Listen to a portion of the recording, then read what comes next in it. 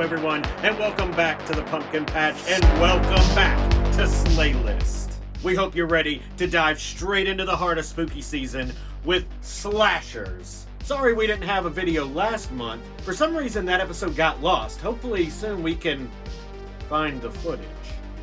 Welcome Jeff and Joanna, fresh from their slaycation, to give their top 5 picks.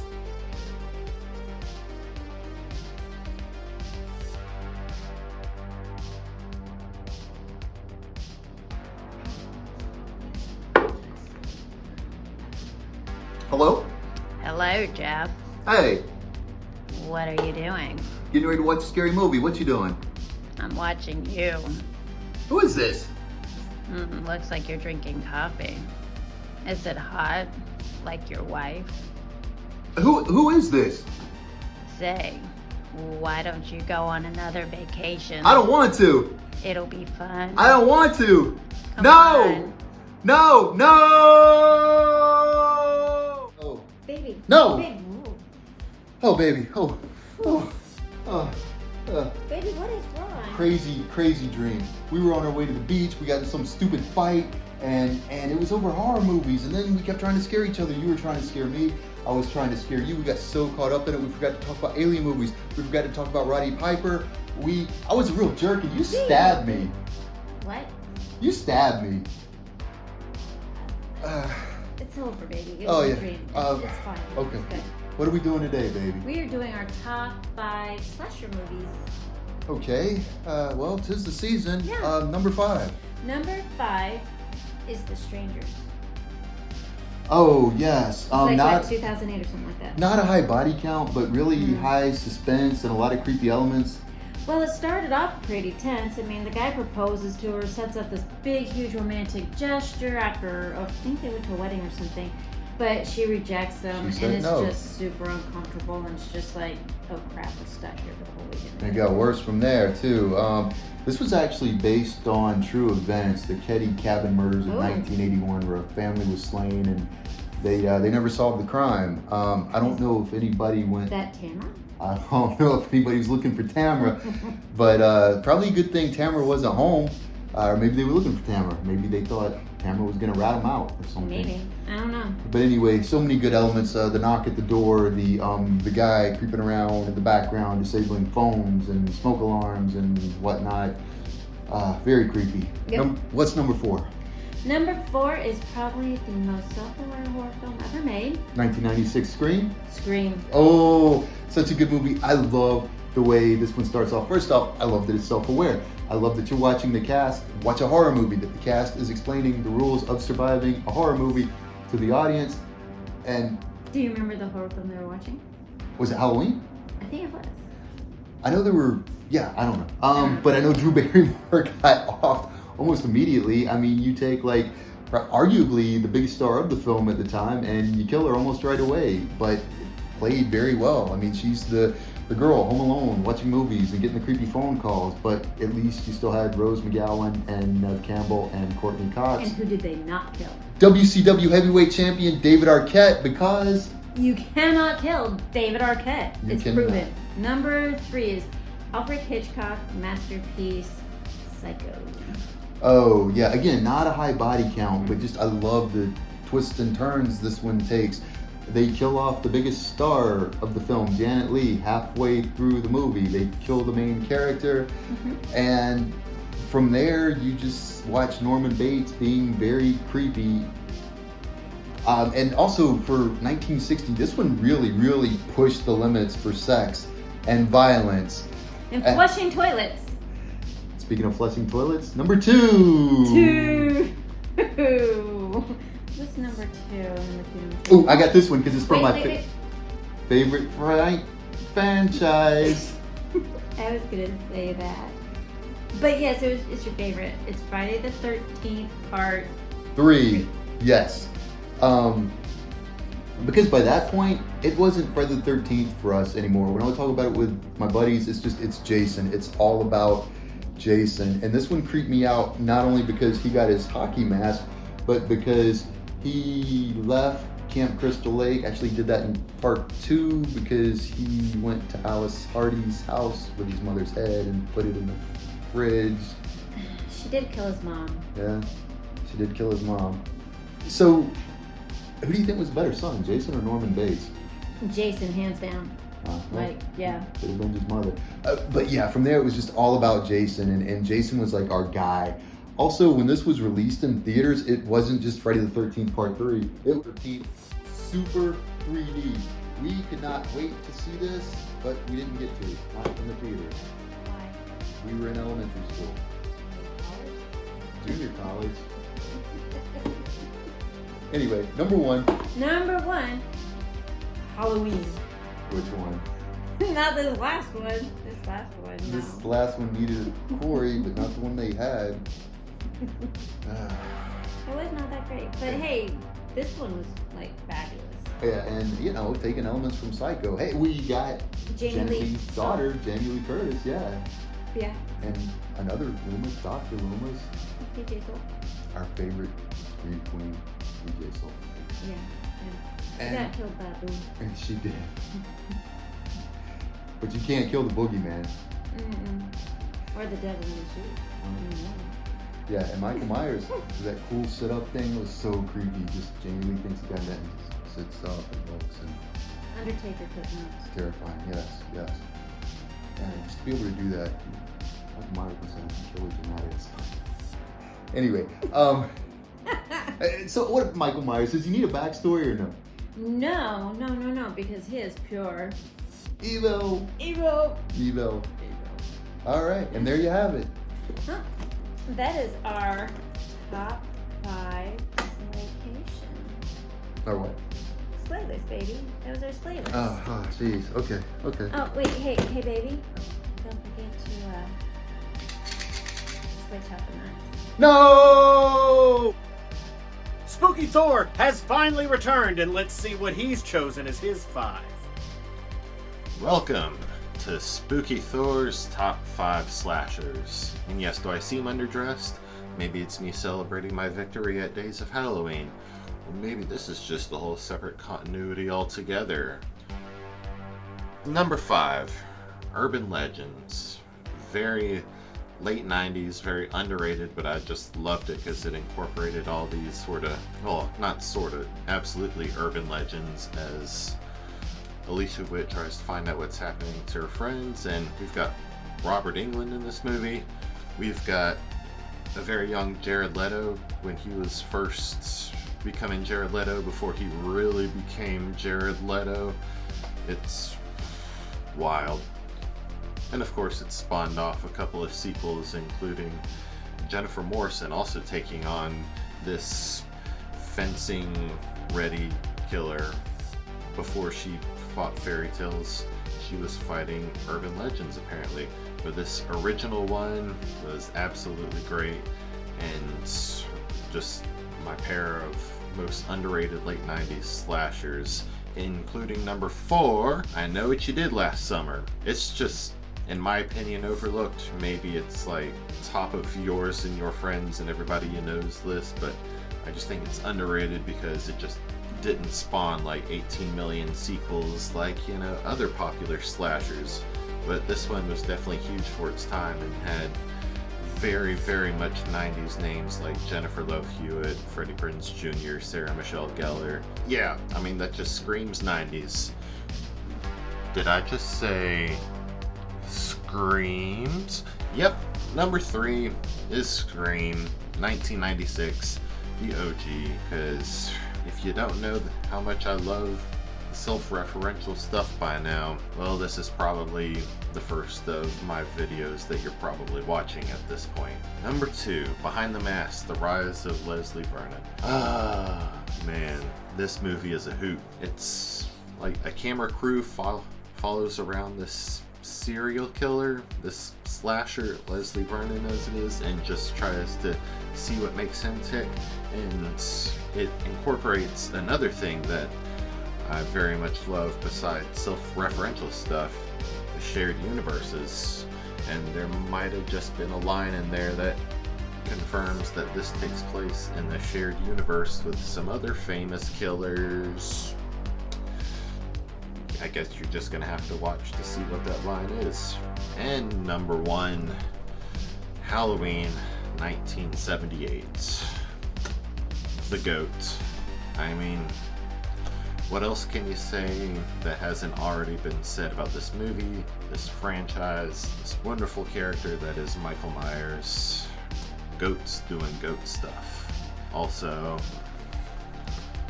you don't exist to me, Corey Cunningham. But that was my top 5. What are your top 5, and why does Corey Cunningham have nothing to do with any of them? Let us know down in the comments. And now, let's see how fast our own JT Wheatley can go from comic books to serial killers. Hello, Pumpkin Patch. It's your friendly neighborhood host, JT Wheatley from the History of Comic Books podcast, here to join you on a little with my top 5 favorite slasher movies of all time. First up with number 5, the original Black Christmas, directed by Bob Clark, who incidentally directed another one of the great Christmas movies, Christmas Story. But this is a horror podcast show, not a Christmas podcast for now. This is a great slasher in general that also influenced many other slashers afterwards in horror films, including some ones I'm going to be mentioning later on. Fantastic slasher in general, and one of the greats ever made. Next up, the original Texas Chainsaw Massacre by Tobe Hooper. Since no substitutes, no pale remakes or sequels, well, except for this awesome one right here, because it's fantastic, and also Tobe Hooper made that one. Classic slasher, shot at such a low budget, looks almost like a found footage film. Thrilling, not that gory. This one gets gory. Go back to the original. Don't go with these stupid remakes. The remake in 2000 was stupid. So the Netflix one, horrible one. Stick with the original. Classic slasher, one that's set the standard for the genre for years afterwards. Number 3 on my list, Friday the 13th, Part 6, Jason Lives. Now you're wondering, how the heck is Part 6 the best one in this series? Well, Friday the 13th is known for, well, quite frankly, the quality ebbs and flows very much so, but this one is truly fantastic because the filmmakers decided to do something different. They actually had fun with the series, where they actually did a nice tongue-in-cheek sense of humor, where when Jason comes back, people are like acknowledging, oh wait, it's Jason. Everyone be afraid, and like there's a classic scene where Jason's on the road, his car stops, and the couple goes, turn around. Whenever I see a guy that looks like that on the road, it's not a good sign. Hilarious film, and of course the main thing though, even though it's very funny, it's also still very scary because they never make fun of Jason, which is the key to any of these horror movies where you want to have a sense of humor about it. Well, it's probably the only time there's an actual camp going on in a Friday the 13th film. You have to see kids at a camp. And also the kids are fantastic in this one too. There's some of the best these 2 kids in particular have some of the best lines in the film. A classic, and it's also a film that influenced some later films, including particularly going to with next, and that's my number 2 film, that is Scream, by the late great Wes Craven. And also a screenplay by Kevin Williamson, which is a film that, of course, is a film about a killer, Ghostface, who's inspired by the actual scary movie. And the characters in it know they're in a slasher film. Well, not alright, but it's a meta film, and they constantly are commenting on all the great slashers of all time. And it's a very hilarious, thrilling, and of course, it features one of the all-time great final girls, Neve Campbell as Sidney Prescott. Fantastic character, arguably the greatest final girl. We're going to argue this not because there's another final girl I'm about to mention too. But yes, Scream, fantastic slasher movie, quintessential slasher film of the 90s, probably the best horror film of the 90s, period. Yeah, a true classic in the end. And introduced one of the great new killers in Ghostface, though Ghostface changes every time. He's not a consistent killer, but still a fantastic concept. And finally, to my number 1 slasher of all time, the original Halloween, with the force our boy Michael Myers doing all the fine films. Brilliant film that sets the standard for all slashers today.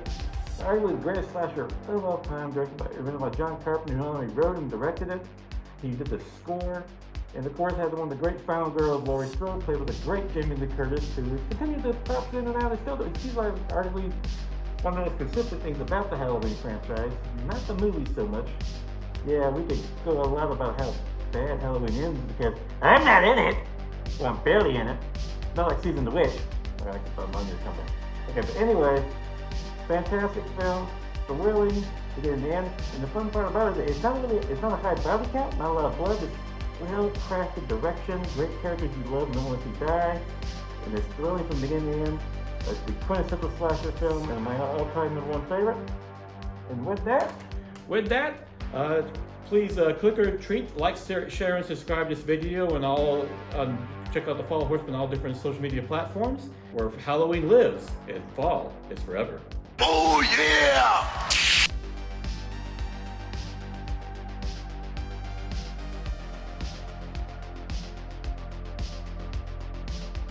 It's time for Jessica, the final girl herself here at the Fall Horseman, to give her 5 movies.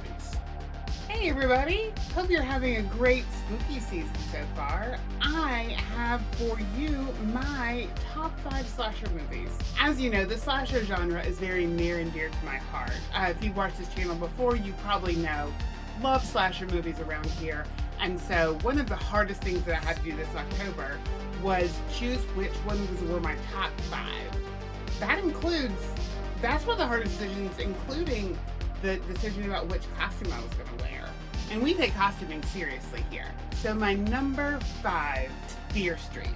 I know the Fear Street movies are trilogy, but I'm going to count them here. Clearly in the slasher genre, and just all amazingly done. A very well told story. I think you'll really like it. If you haven't already seen it, it's on Netflix. Number 4, Candyman. Candyman is art as film. It's brilliantly done. It's very different. One of the things I love about the slasher genre is how flexible it is within the genre, and you can really play around within the genre to create different kinds of movies, and Candyman is a true embodiment of that. Number 3, Behind the Mask, The Rise of Leslie Vernon. If you've watched this channel before, you probably already know about my love of Behind the Mask, The Rise of Leslie Vernon. If you're tired of hearing me talk about it, why don't you guys just watch it? And then also contact the filmmaker and tell him we would like a sequel to this movie, please. Anyway, regardless, it's a great movie. It had to make my number 3. Why is it not higher even though I love it so much? Because of the number 2 movie and the number 1. Scream is clearly number 2 for me. You can see, a fan of Ghostface. I love Sidney Prescott. Such an incredible movie, and one of the first slashers that I ever saw. And then number 1, probably no surprise coming from someone whose last name is Moser, is Halloween 1978. True classic. Michael Myers is an amazing slasher. The movie is just very well done. Honestly, I didn't see this movie until fairly recently, and I think that it holds up, even from 1978. There are a lot of slasher movies that I really love that just couldn't make a top 5 list. I Know What You Did Last Summer is one of the first horror movies I ever saw in a movie theater, and so it gets an honorable mention. Happy Death Day. The slasher genre is just so full of good movies. Let me know what you think about my picks down in the comments. I'd love to hear what you have to think. I'd love to hear what your favorite slasher movies are, because I love the entire genre so much. Bye! And now it's my turn to give you my top 5 slasher films ever. Hope you're ready. Number 5, Candy Corn. I know this movie is a smaller film. You may not have heard of it, but I absolutely adore this movie. It's about a kid named Jacob who gets killed, brought back from the dead using voodoo, and takes revenge on all the people that ever bullied him. It's essentially Slasher 101, but fantastic performances by everyone around. It's a smaller made film. Definitely go check it out. I love this movie. I honestly, I think this is one of the best movies to come out over the past couple of years. Candy Corn, go watch it. Tony Todd's in it too. Number 4, speaking of Tony Todd, Candyman. Yeah, I got 2 candies in a row. But Candyman from '92 is one of the most beautiful made films I've ever seen. It is a beautiful gothic love story that I absolutely adore. Number 3, Behind the Mask, Rise of Leslie Vernon. Look, Pumpkin Patch, if you haven't seen Behind the Mask, Rise of Leslie Vernon, please go out and watch it, because Jessica won't stop talking about it, and for good reason, because the movie is absolutely amazing. I think it is one of the freshest and funniest takes on slashers and horror in general. It's able to be a bit meta, which is ironic because number 2, Scream. Very meta, kick-starting the slasher genre. Fantastic film. Wes Craven is at his peak in Scream. And I almost selected one of the Nightmare on Elm Street films, number 3, by the way. But I think Scream is easily one of the best slasher films ever made, period. One of the best horror movies ever made, too. Number 1, Halloween, 1978. I mean, come on. If you've ever tuned into this channel, you know about my insatiable love and dedication to Michael Myers.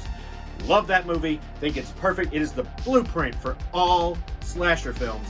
But on top of that, I personally think it's the greatest movie ever made. It's my favorite movie literally ever. Of all movies, all genres, all everything, it's Halloween, it's Michael Myers, it's Laurie Strode, it's John Carpenter at his finest. That's my number 1. Let me know what you think about my picks. Are they right? Are they wrong? I'm sure everyone probably has one of the Halloween films on the list. I would think. I mean, if you like slasher films, you probably do. Where does Scream rank with you? I know a lot of people from my generation adore Scream. I know from the younger generations, they see it as a horror comedy. We did not, by the way. But let me know down in the comments what you think about it. And I definitely want to hear what you got to say. And that does it, Pumpkin Patch. Another episode of Slaylist, this time dedicated to all things slashers. And tune in next month as we cover Universal Monsters.